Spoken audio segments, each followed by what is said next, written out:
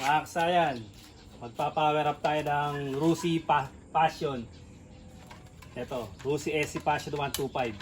Dahil meron sa ating nag-request. Simpleng power up lang to kasayan ha. Ito yung mga shortcut lang na power up kasi hindi pinapa-power up ng nagmamadali yung customer kaya isisigit lang natin kung paano mag-power up ng mga simpleng pag-power up ng nang hindi tayo magtatastas ng wire. Ito siya kasayan gagamitin natin. Yung pa rin ang ating pangmalakas ng Bosch relay. Ito 12 volts 30 amperes. Tapos gagamitin natin ang circuit na fuse box. Pareha sila, saka yung socket natin, yung ceramic socket. Hindi katulad ng mga ganito. Ayan siya kasi napaka parang buhok lang. Ito dapat napakalaki ng pagkakaiba. Ito yung ceramic socket ito. Ceramics to, hindi ito yung ceramics. Ayan, napakanipis. Ito yung gagamitin natin. Katulad ng lagi nating pina-power up. Ito yung 85, ito yung 86, at ito yung common na papunta ng battery. Itututong mo rito sa battery.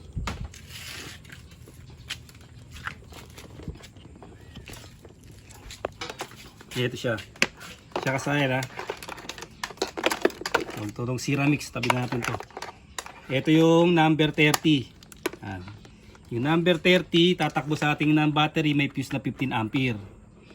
Tapos, ito naman, siyempre pag ganito ang forma niya, kung saan ang malapit, itong number 85, pupunta rito sa ating negative ng battery. Pupunta yan dito. Tapos, tatakbo yan dito sa body ground. Dito naman yung pinaka body ground niya, di siya tatakbo. Tapos kasayan, dahil wala ritong CDI, walang flash relay, wala tayong paglalagyan ng ng accessory wire. Bali ang gagawin natin dito kasayan, etong accessory wire 86. Tapos huwag niyo muna intindihin to kasi ito yung load natin. Tatakbo na to sa harapan. Tatakbo sa 3-way switch at tatakbo natin sa headlight natin. Ito kasayan na ikakabit ko muna to. Tapos duduktungan ko to ng wire. Etong tatlong wire na to pagagapangan natin papunta sa harap. Tapos babalikan namin kayo. Ito na kasayan na iporma na natin. Ganito lagi yung forma ng relay ha. Yung nasa likod nyo na number 30. Ito siya sa positive ng battery. Lalagyan natin ng 15 ampere na fuse yan. Tapos yung number 85 yun ang kinuha natin na negative. Pwede na naman kuha negative yung 86. Pwede magkabaliktaran sila. 85 yung kinuha natin na ground. Pupunta sa negative ng battery. Tatakbo sa body ground. Ngayon, paano natin malalaman kung okay yung body ground na kinuha na natin? Ito siya sa tulong ng ating test light. Ito yung volt ng ating battery. 12.5. Ito naman yung volt ng ating body ground. Ang body ground natin. Ay, mali. Baliktad. Ayan. 12.4, 12.5. Sa battery, ayan, 12.4, 12.5 din. Ayan siya kasaya na negative, body ground. Ayan siya, pareha siya. Kaya parehas yung supply niya. Ito siya tumakbo. Nakakapit siya rito sa relay. Tapos tumakbo siya rito sa may body ground. Tapos ngayon, wala ritong accessory. Dito tayo maglalagay. Kung babaklasin nyo ito ng buo, maghahanap lang kayo ng kulay black. Dahil nagmamadali yung may-ari, hindi natin binaklas dito lang sa harap para mas madali-dali lang natin ibalik. Ito ngayon yung number 86 para magkaroon na ng supply yung ating Ito, yung number 86. Ayun siya kabilaan. Pupunta na sa ating dito tayo sa harap. Pupunta na sa ating tutorial lang to kasayan na pagka ipapalusutin nyo. Ito may butas dito. Tutukan mo para alam nila dadaanan. May butas dito dito nyo padaanin Ito. Pagus yan sa ibaba. Ito kasayan tutorial lang. Pagka kayo dito nyo padaanin. Tapos papalusutin nyo rito. Dito diretso sa harapan. Lulusod siya rito sa may dito siya dadaan.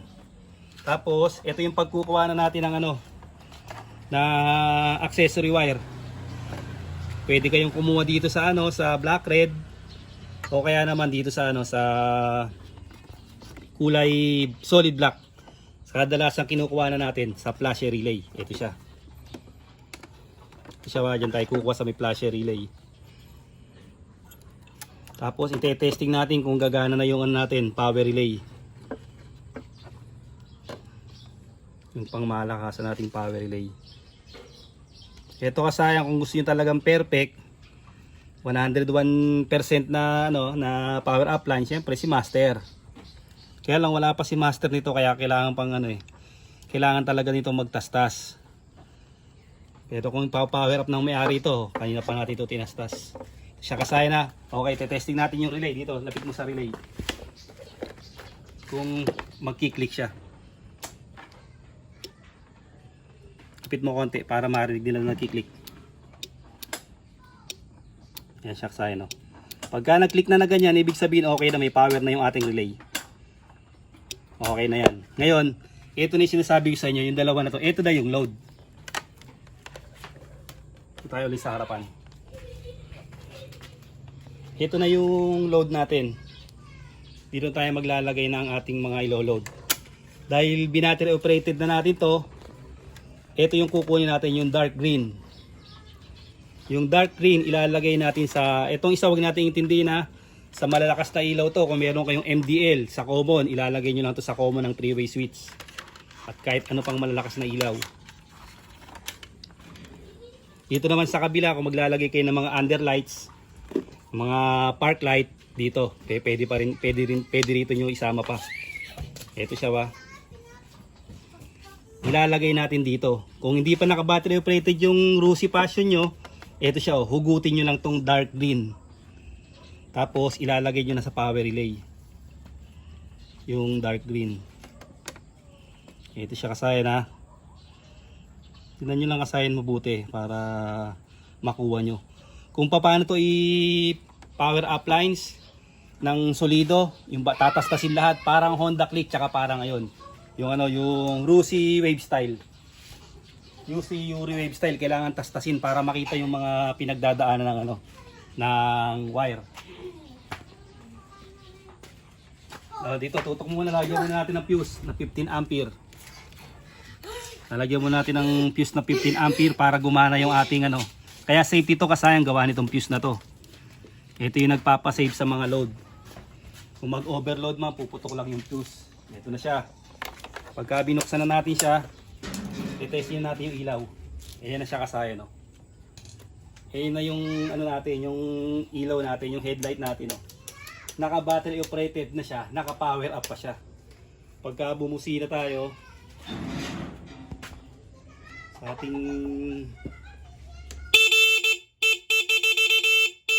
wala na siyang kakurap-kurap. Ngayon kasayan, paano pa yung iba? Ito naman siya, tutok mo dito.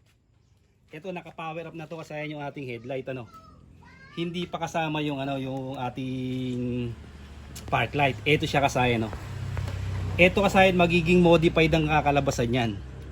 Tututukan mo to para makita nila na anong kulay to. Kasayan, anong kulay to? Ha? Anong kulay? Hindi yan blue, Brown. Brown. Etong brown na to kasayan, pansinin nyo. Papunta siya rito sa papunta siya rito sa ating, dito sa harap. Ito siya Dito, tutok mo rito. Ito yun. Ito yung brown na to. Ngayon kasayan, pag gusto nyo ilagay ito sa power relay, puputulin nyo lang to kasayan. Dito kasayan kasi shortcut to Kung hindi to shortcut, dito tayo maglalaslas. Tatanggalin natin to, tapos lalaslasin natin yung wire. Parang Honda Click yung dating yan. Kung paano maganon si kabegs natin, ganun yung diskarte. Pero dahil ito hindi siya papabaklas, ganito yung mga pang shortcutan para makapag-power up naman yung mga kasaya natin na nagre-request kasi wala pa nito. Ito siya Etong papunta rito kasayan, puputulin natin yan o huhugutin natin dito. Pagka putol natin ito, isasama natin dito. Yan, nasa headlight. Ito yung headlight nakalagay sa power relay. Paano malalaman natin kasayan na nasa power relay siya? Ito, tutok mo rito. Tutok mo dyan, tapos yung kita yung ilaw. Yung kita, para malaman nyo na nasa power relay na siya. Yan siya kasayan, Pag nilagay natin, ito siya. Doon yung malalaman kasayan na nasa power relay na siya. Wala nang kurap, stable na yan kasayan. Tapos ito, pag pinutol to kasayan, ito ha, pinutol to, ilalagay nyo siya dito. Ilalagay nyo rito yung ano, yung kulay brown. Para ito yung dalawa na to, atras ka konti. Ayan. Ayan yung ano niya, yung park light niya. Yung mga park light niya, ito. Yan, ito, park light. Ayan kasayan ha, full storage tayo kasayan ha. Kaya natigil, ito na siya oh. Ito yung modification kasayan ha, tandaan nyo ha. Ito. Pagka pinutol natin to rito, ilalagay natin dito. Dito sa ating kulay yung magkasamang power relay, 87. Ilalagay natin to. Paglagay natin dyan, ito, makakasama niya na ng ano. Etong park light, mapupunta na siya rito. Pero kasayan, ito nakahiwalay ito ha. Okay lang to kasi magaan lang naman yung load dito kahit di na to kasama. Tutok mo rito. Ito nakahiwalay ito kasayan, iba naman yung pinaglalagyan ng body ng ano nito, ng ilaw nito. Hindi siya kasama rito. Ito yung papataas, ito naman yung papunta rito na park light. Tapos pag naghanap ka dyan ng park light, ito, halimbawa ito no. Yan, itong kulay brown, tutukan mo. Kailangan makikita nila yung ano. Ayan, pag may nakita pa kayong kulay brown, pagka pinutol nyo yan at sinama nyo rito, magiging power up na rin siya. Stable na rin yung ano niya. Kasi ito shortcut to kasayan, shortcut na pagpa-power up to. Kasi hindi naman pinatastas ng may-ari to. Hindi naman nila pina-power up. Tutorial lang dati sa request, dahil sa request natin kasayan. Tapos dito kasayan, punta ka sa likod. Ito kasayan, oh. Dito sa may tail light natin, pupunta kayo dito. Siyempre kailangan bubuksan nyo to ha. Meron dyan kulay brown. Ito. Tukan mo yung kulay brown. Ito to. Nasa gitna yung kulay brown na yung papuntang tail light natin, yung kulay brown. Puputulin nyo yung kasayan. Puputulin nyo yung kulay brown. Tapos, pagputol nyo sa kulay brown, yung sa may papuntang ilaw, mawawala ilaw. Yun yung kukunin nyo. Duduktungan nyo siya ng wire at papupuntahin nyo rin dito. Ito kasayan, no? Halimbawa ko lang kasayan para maano nyo, ha? Dito. Itong kulay brown na to kasayan, halimbawa, ito yung kulay brown niya. Halimbawa kasayan, ito yung kulay brown, ano? Ito yung kulay brown, pinutol nyo na to. Ito yung kulay brown na. Ito yung kulay brown na papuntang ilaw nakalagay diyan. Dito yung duduktungan niyo siya rito.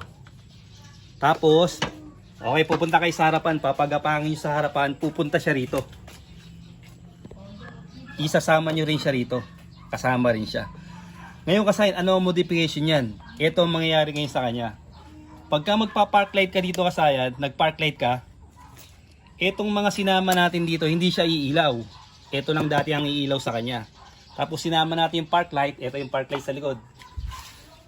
Sinama natin yung park light. Nag-modified tayo. Nilagay natin sa power relay. Dito siya mapupunta. Ilalagay natin dito yung... Ito yung park light. Halimbawa kasayan ha. Halimbawa ito yung park light. Ilalagay natin yung park light din dito. Ay yung park light. Yung tail light.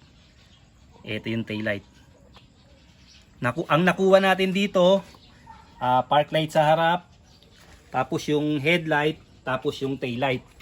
Ibig sabihin kasayang gumaan na yung load niya. Ito hindi natin to sinama.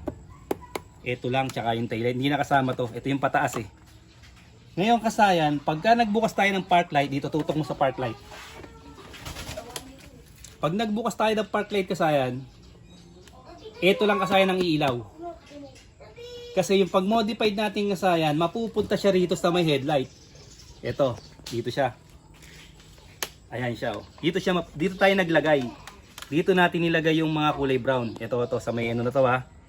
Dito sa may hinugot natin na dark brown. Dito galing yan ha. Tapos power relay, tapos yung kulay brown, tapos yung tail light. Magsasama-sama yan dito kasayan ha. Yun ang paraan na hindi tayo magtatastas ng wire. Na power up natin yung park light sa harap, yung headlight at saka yung tail light. Oh, ito lang yung pagkakaiba niya kasi tandaan nyo. Mapupunta siya sa park light, wala siya. Wala siya sa park light.